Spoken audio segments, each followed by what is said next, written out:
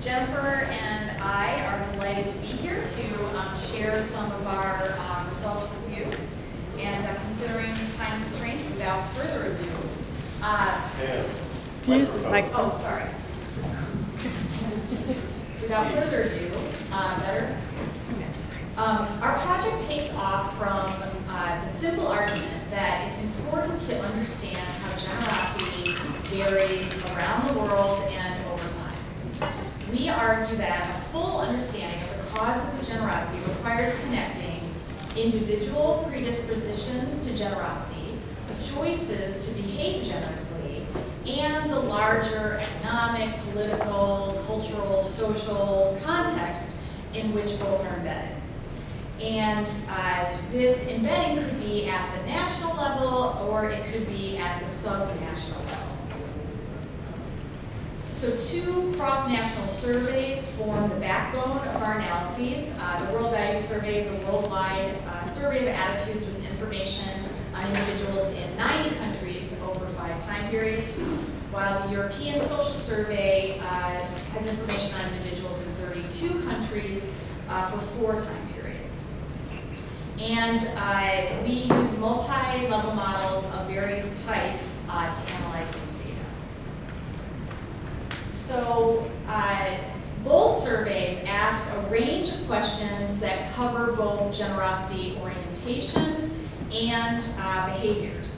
So this table shows some of the questions available in each survey across the various years. So I'm not going to go into a lot of detail. We'll be trying to show you our use of a variety of these questions here today. So we do have many research questions and many results. So in the time allotted, we decided to present 3 here. And each highlights a different type of analysis that we had available to us. So I'm going to begin by talking about religiosity and volunteering, which highlights some modeling we did at the individual level. It uses the World Value Survey and allows me to talk briefly about measurement and variance. So religion is a key explanation for volunteering. But previous research tends to be US focused and tends to focus largely on attendance at religious services with some attention to denominational differences. But the sociology of religion tells us that religiosity is multidimensional, that it is made up of both collective, public, and participatory and formal aspects, and individual, private, and personal practices, religious practices, and beliefs. So we argue that it's important to consider the multidimensional nature of religion, and further that the collective and individual aspects of religiosity should interact, such that individual religiosity should bolster public collective attendance in producing generosity. So here then we can highlight doing an individual level analysis across countries. We use the World Value Survey volunteering question, which is whether individuals have done voluntary work for a variety of types of organizations. And based on studies of the attributes of volunteers and donors in the United States, we start with a standard model, what we call a standard model of basic variables to include, such as gender or education or marital status. And so to that standard model, we add a multidimensional measure of religiosity. So our measure of collective religiosity is typical religious attendance, although we do measure it, not everyone measures it as days per year, but that's how we do. And we add 3 dimensions of individual religiosity.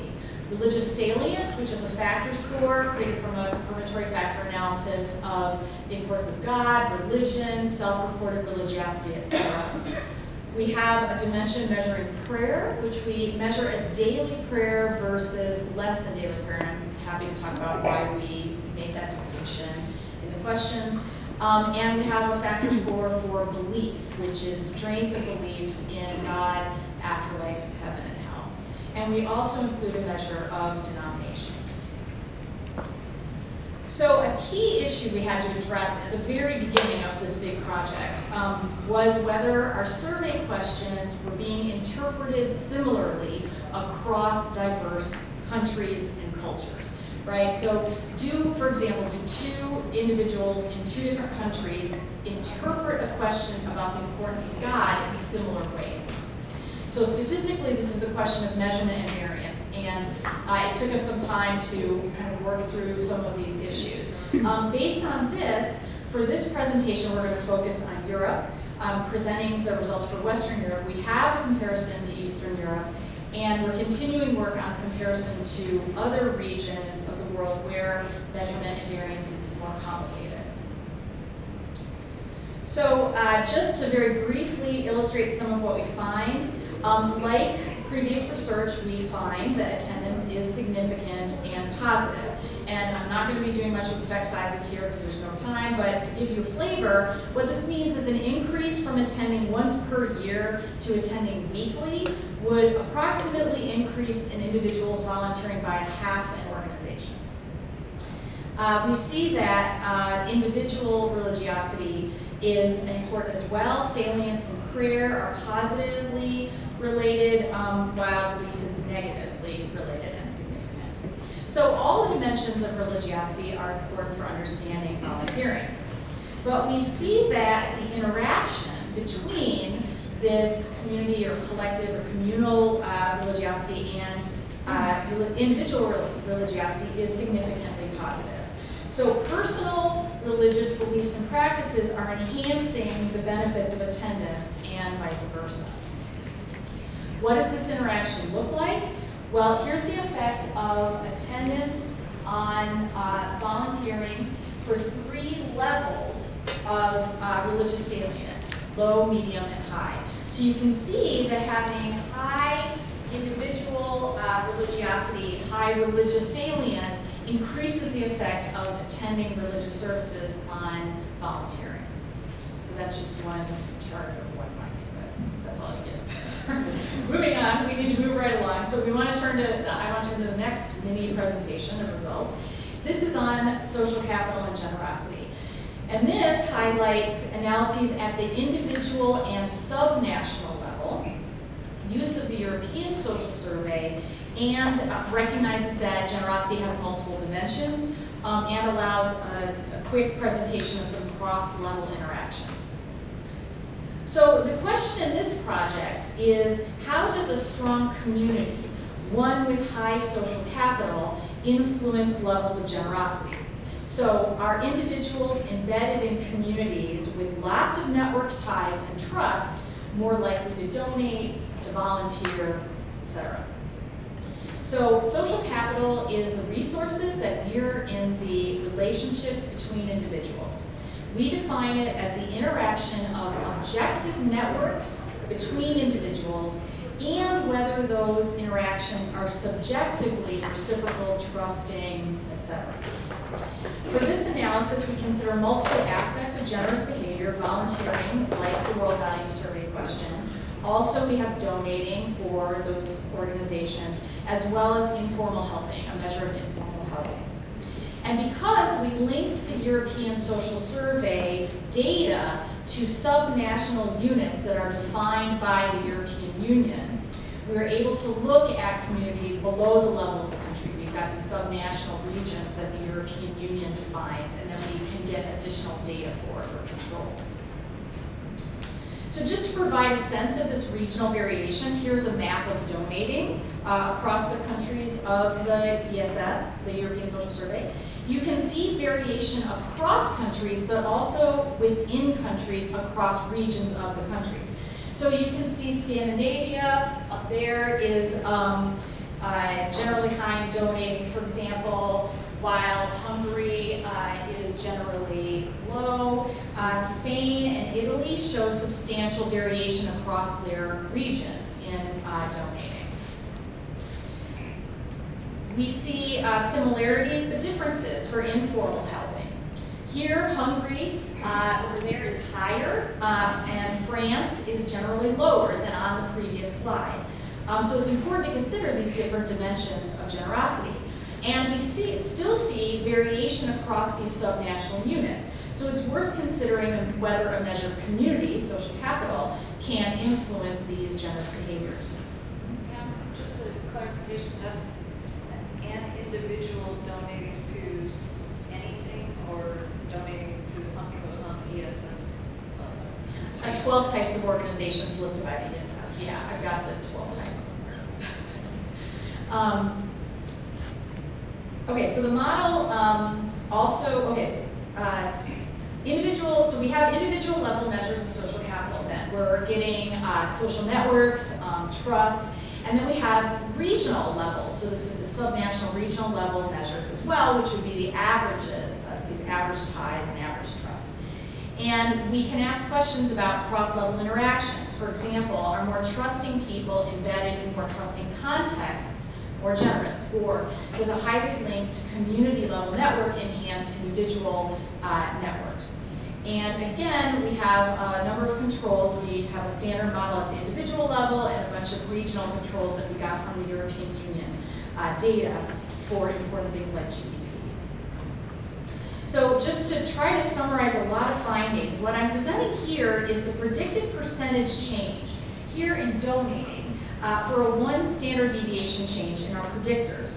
So the main thing to focus on here is I want to ask, okay, do these community level, these regional ties and trust influence donating? Yes, they significantly affect donating, and the effect sizes are similar to some standard predictors that we have, like education or attendance. I said that we view social capital as the interaction of networks and trust, and we do see it operating as an interaction. So this chart shows the effect of regional ties on volunteering, and in subnational regions with higher trust compared to those with lower trust, the effect of regional ties is stronger. So ties and trust are working together in communities to generate generosity. So one thing we wanted to highlight with this presentation is our consideration of different aspects of generosity. So here is that same predicted change chart in the dependent variable, but it's for informal helping behaviors. And you see a different pattern of results. Regional trust still matters in predicting informal helping, but regional ties do not. And this is actually a finding that we expected, and we're happy to talk about it in the questions if you are interested. So finally, cross-level interactions were possible in this analysis. We test here the hypothesis that regional social capital enhances the effects of individual level social capital. So here we have individual social ties on volunteering by high or low regional ties. And we see that individual social ties positively influence volunteering, but have a stronger effect, stronger positive slope when embedded in a community with more network connections on average. And these interactions have the same pattern for donating. I'm switching in between variables here just to give you a flavor, but here's donating. And this is looking at the individual effect of trust being enhanced by being in a community with strong networks. So I'm sorry, with only 20 minutes, I'm now going to turn to our third mini presentation of results on welfare states and generosity. So this presentation highlights multi-level models with country-level characteristics. So looking at the individual and country level, back to the World Values Survey, again considering a couple dimensions of generosity, but country-level contextual effects. So when we think about welfare states and generosity, we can think about an individual level hypothesis and a country level hypothesis. At the individual level, Arthur Brooks makes an interesting argument that individual views on the role of the government in economic life or on income redistribution policies make a difference to charitable giving. In short, he says, individuals who support government intervention, who support higher taxes and income redistribution, are less likely to individually give. So he concludes, he's interested more in looking at conservatives and liberals, but he concludes that conservatives, or those on the political right, when we're talking cross-nationally, are more personally generous. And those on the left, for him, liberals, look to the government for generosity, all right? But he only is looking at the United States, and he doesn't really control for anything. So we were interested in looking at this question at the individual level across countries while including some controls like for religion. The other welfare state hypothesis is at the country level. It's fairly simple. Basically, if states are more generous, if nations are more generous in their welfare states, if they provide a more generous social safety net to protect individuals, does that crowd out individual level generosity, or does it model good behavior for individuals, or create an environment with less stress, or something as we heard about earlier that promotes generous behavior? So this presentation allows me to highlight a completely different question that we had available to us in the World Values Survey on whether people were prepared to help, well, first concerned about, which I'm not using, but then are prepared to help a variety of types of people. So specific questions about, are you prepared to help elderly people? Are you prepared to help sick and disabled people? We also have the volunteering question as well. And so we have individual level attitudes about the welfare state, and we have country level welfare state spending. So we actually have information on spending, on things like pensions or income support, as well as controls. Again, because maps are fun, let me point out this is just the country level prepared to help sick and disabled question. So you can see again just variation across countries in whether people are generally prepared, saying yes, I'm prepared to help sick and disabled people, or saying like probably not.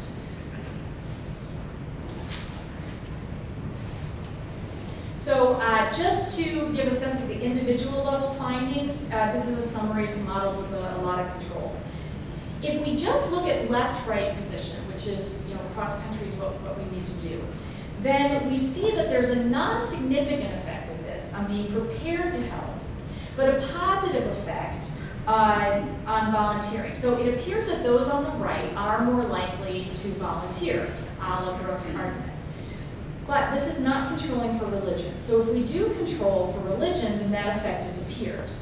In fact, in terms of being prepared to help neighbors, the elderly, and the sick and disabled, all three in a combined score, then we see that those on the right controlling for religion are less likely, are less prepared to help. And this, in fact, you can see in Brooks' book, if you look closely, non-religious conservatives are different from religious conservatives in their orientations and behaviors. And we can include an actual measure of attitudes toward the welfare state as well. Those that think that government should not ensure that people are provided for, people that believe that people need to provide for themselves, then they say they're more prepared to help, but they're actually no more likely to volunteer. So let me just finish with a summary of our country level results. What we find is at the national level, that national levels of social protection and health spending by GDP, it has a positive effect on individuals' declaration of being prepared to help neighbors, the elderly, and the sick. Okay, so we see that more state spending does have this positive effect. And we can divide national spending into categories that correspond to the categories of individuals that are asked about, neighbors, the elderly, and the sick and disabled. So if we divide it in that way, we can see that government spending on income support positively increases people saying they're prepared to help their neighbors. We don't find a significant effect of pension spending on being prepared to help the elderly, so they're kind of old to old. but we do see that government spending on health has this positive effect on being prepared to help the sick and disabled. So dividing into categories, we still see this interesting finding. So it does appear that rather than crowding out, welfare state spending appears to model good behavior for individuals. And so that I don't get the elephant sound, I'll just say we have a bunch of other projects that we're interested in, some of which I'm probably going to bump up the conflict, societal stress analyses I'm interested in considering this morning's presentation. We're interested in questions of busyness, diversity, something that Pamela has been talking a lot about, sort of lots of questions like that.